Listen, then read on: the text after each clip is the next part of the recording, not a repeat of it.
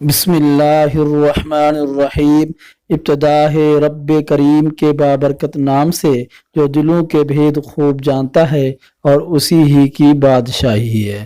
میرے تمام سننے والوں کو السلام علیکم۔ دوستو، جیسا کہ آپ نے ویڈیو کا تھمبنیل بھی دیکھا ہوگا کہ میں نے لکھا ہے پیٹرول 30 روپے۔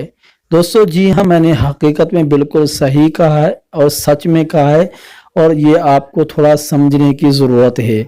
دوستو سب سے پہلے کہ میں آپ کو یہ بتاؤں کہ دنیا بھر میں عالمی مارکیٹ، تیل کی جو مارکیٹ ہے وہ کریش کر گئی ہے، دنیا میں کوئی خریدار نہیں ہے، اور امریکا میں اس وقت فی بیرل جو خام تیل کی WTI کی قیمت ہے وہ 0 سے بھی نیچے جا چکی ہے۔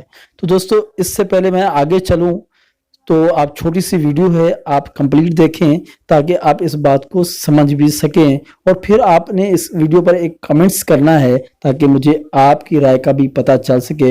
سب سے پہلے آپ چھوٹی سی ایک ویڈیو دیکھیں۔ کورونا کے وار نے تیل کا بھی تیل نکال دیا اور ایک دن میں تیل تاریخ کی کم ترین سطح پر آ گیا۔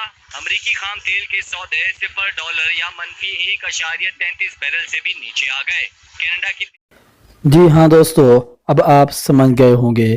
دوستو امریکہ میں 1 لیٹر پیٹرول پاکستانی روپے صرف 11 روپے میں بیچا گیا ہے۔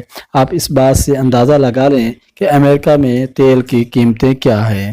دوستو یقیناً جب اس ریٹ پہ تیل مل رہا ہے تو حکومت پاکستان کو چاہیے کہ وہ تیل کو 20 سے 30 روپے میں بیچ کر بہت بڑا عوام کو ریلیف دے سکتی ہے، تاکہ مشکل وقت میں پھنسی ہوئی عوام اچھے طریقے سے رمضان المبارک میں روزے رکھ سکے، آمد و رفت کے لیے بھی فائدہ مند ہو، اور پھل سبزیوں کی بھی قیمت میں کمی آئے گی زیادہ، اس پہ سے بھی عوام کو بڑا ریلیف ملے گا۔